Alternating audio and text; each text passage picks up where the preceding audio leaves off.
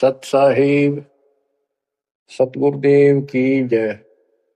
बंदी छोड़ कबीर साहिब जी की जय। बंदी छोड़ गरीबदास जी महाराज जी की जय। स्वामी राम देवानंद जी गुरु महाराज जी की जय हो।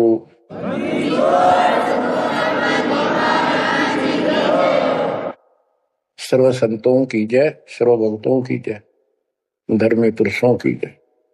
श्री काशी धाम की जय, श्री सुब्राणी धाम की जय, श्री क्रोथा धाम की जय, श्री बरवाड़ा धाम की जय। सत साहिब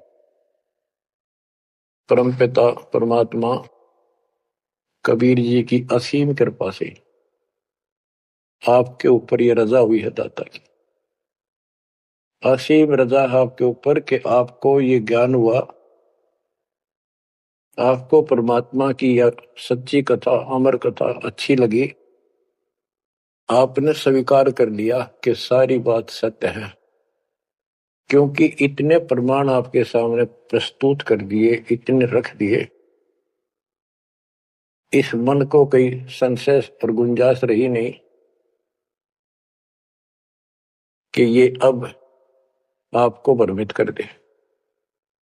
कबीर साहब कहते हैं, मां मुंडो उस संत की जिस पर संशय ना जा, जिससे शंकाई खत्म नहीं हुई, वो गुरु खाक है। तो बच्चों, सबसे पहले आपको दास ने वेद पुरुष सब तरह से प्रमाण दिखा के सिद्ध कर दिया कबीर भगवान है, और यहां प्रमाण है। आंखों देखे महापुरुषों की गवाही करा दी। अब आपको विश्वास हो चुका है कि सचमुच मालिक सारी सृष्टि के कबीर साहिब है, और जो हम साधना भक्ति कर रहे हैं ये बिल्कुल सत्य है, शास्त्र प्रमाणित है। बच्चों, आपको सतगुरु पूरा, आपको परमात्मा पूरा, आपको संपूर्ण अध्यात्म ज्ञान प्राप्त है, और संपूर्ण सत्य मोक्ष साधना प्राप्त है। अब आपकी किस्मत का आप स्वयं भी अंदाजा लगा सकते हो। कितने पुण्यकर्मी हो, गरीब साधों से ती मस्करी, ये चोरा नाल खुशाल, मल अखाड़ा जीतेंगे युगन युगन के माल। आप युगों युगों से परमात्मा के लिए संघर्ष करते हुए आ रहे हो। जैसे काकभूषण जी की कथा से आपको आसानी से समझ में आ जाना चाहिए। उन्होंने बताया कि मैंने असंख्य जन्म तो मनुष्य ने बर्बाद कर दिए, एक भी लेखा नहीं लग गया। किसी में भी मालिक की भक्ति प्रारंभ नहीं की, और शुरुआत हुई, फिर गलती हुई, फिर शुरुआत हुई, फिर गलती हुई। तो जैसे वैसे लाइन पर आ गया। अभी भी बात बीच में लटक रही है उसकी। उनको कभी फिर मानव शरीर मिलेगा ये संस्कार पूरा करके, और फिर पूरा सतगुरु मिलेगा, क्योंकि मालिक साथ लग गए। कबीर जो जन मेरी शरण है ताका हो मैं दास, गेल गेल लग गया करो जब तक धरती आकाश। वो हमारे साथ रहता है। आपको भी ऐसी किसी स्थिति में परमात्मा की भक्ति मिली, आपने शुरुआत की, आप इसी प्रकार के सारे झंझट में से निकल कर आ चुके हो। ये पूरा प्रोसेस आप पूरा कर चुके हो। आप भी बहुत बार भटके, कभी लटके, फिर रह गए, फिर मनुष्य जन्म हुआ, फिर मालिक मिले, फिर कर दिया, फिर चल पड़े। लगे रहे, उस दाता की आपके साथ असीम रजा रही, आप में भक्ति की चाह बनी रही। जब आप किसी धर्म में जन्मे तो वहां की भक्ति करते रहे, इस कारण से आस्था बनी रही। और आपकी सबसे अच्छी किस्मत यह है कि आपका जन्म हिंदू धर्म में हुआ। कारण है, वैसे तो सबकी अच्छी किस्मत है जिनको मानव शरीर प्राप्त है, और आपको इसलिए कहा है कि आप गीता, वेद और पुराणों को कति सत्य मानते हो, और इन्हीं से आपको प्रूव कर दिया कि ये प्रमाण है, ये भगवान है। भगवान के लक्षण ये बताते हैं, गीता ये बताती है, पुराणों में जिनको तुम भगवान मानते हो उनको नासवान बताया है। जिसको आपने आसानी से समझ लिया और स्वीकार कर लिया, सारी सत्य है। भारत की आबादी विश्व में सब देशों से लगभग ज्यादा हो चुकी है और इसमें हिंदू बहुत ज्यादा है। मेरा भाव है कहने का कि इसमें आप जल्दी समझ रहे हो।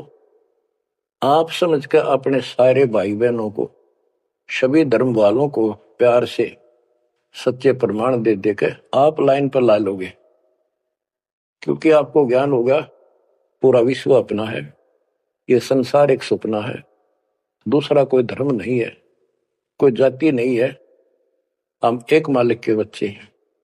आपके अंदर एक तरस है, एक तड़प है कि सबको राह बतावा।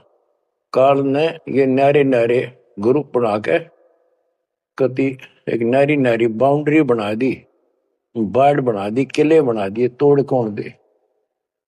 मुसलमान कहते हम ठीक, हिंदू कहते हम ठीक, रामपाल झूठ बोलता है। जब वो देखते हैं सारा कुछ प्रमाण देखते हैं, झूठ तो उनको मिलती नहीं, परंतु उनका अहंकार अड़के खड़ा हो जाता। वो काल है। तो आपकी वह मरोड़ अब निकल चुकी है, आपकी अकड़ खत्म हो चुकी है, आपके ऊपर परमात्मा की विशेष कृपा रजा हो चुकी है। इसलिए बच्चों, परमात्मा की श्रद्धा को स्वीकार करो और 100 बार धन्यवाद करो। थोड़ी बहुत देर विशेष प्यार दिखाया करो दाता के प्रति। कभी ना कभी तो जरूर उसके प्रति आंसू आनी चाहिए। हे भगवान, कैसे दया करी दाता, हमने तो वो काम भी ना सोचा था। कभी कभी 24 घंटे में एक बार जरूर दाता का एहसान किया करो, अकेले बैठ के, चाहे सोते समय, रात को उठ के। आपकी एक कसक न्यारी होनी चाहिए। एहसान जो मानता है उससे परमात्मा बड़े प्रसन्न होते हैं। जो इतने उपकार का और एहसान भी नहीं जताता तो वो भगत कच्चा होता है। बच्चों में अपनी बताता हूं, पिछले संस्कार प्रबल थे। 10-12 साल उम्र में ही मालिक की विशेष चाह बन गई थी, पर रास्ता नहीं था कति भी। ज्यादातर अकेला रहता था, खेत में जाता तो बैठ जाता, कई कई बार पशुओं के साथ जाना पड़ता था, छोटे थे जो। अकेला बैठ के और बहुत याद करता था दाता। अपने आप आंसू चल जाते थे। और इस उम्र में कौन जाना भगवान क्या होता है कैसा, पर पिछला संस्कार था वो ऐसा प्रेरित करता था, मैं रोक नहीं सकता था। अकेला ही उसकी याद में रोता रहता था। मार्ग सही ना मिलने से धीरे धीरे शिक्षा प्राप्त कर ली, फिर नौकरी लग गई, या भूल पड़न लग गई थी। चाह तो इतनी रही थी, पर वह बात नहीं रही, वह तड़प नहीं रही थी। कोई भी तो राम नाम लेनिया नहीं था, कोई कहने वाला नहीं था, कोई बताने वाला भी नहीं था, कोई सुनने वाला भी नहीं था। एकदम ऐसा मोड़ दिया दाता ने। 36.5 साल की उम्र हो गई थी, 36.5 साल की। ओए होए, उसके बाद जब ये ज्ञान समझ में आया, अरे तेरा गजब हो, इस जीवन में जो करना था वो तो शुरुआत भी ना की।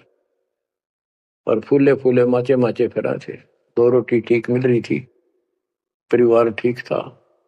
न सोच रखा था बस इतना है उसे भगवान, कभी राम याद कर लिया, कभी कृष्ण कर लिया, कभी हनुमान के व्रत रख लिए, किसी मंदिर शालासर चले गए।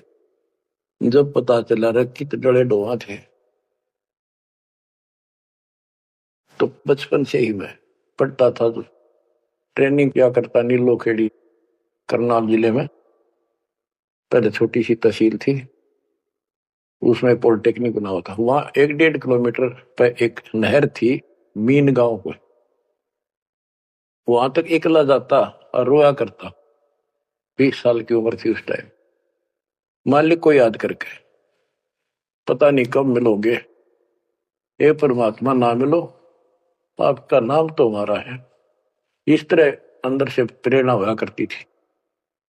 अब पता चला कि पिछले कोई परमात्मा की दया से बढ़िया भक्ति कर रखी थी, और काल ने भी सी भूल डाल दी थी, पत्थर डाल दिए थे बुद्धि पे, और दाता ने ऐसी करेन लगा दी, सारे साफ कर दिए। ऐसी तड़प बनी जैसे आदमी बहुत बड़े हादसे से, मृत्यु से बाल बाल बचे और उसको वो हादसा कई बार याद आता है, ऐसी स्थिति होगी। दिन रात एक कर दिया नाम ले पछे।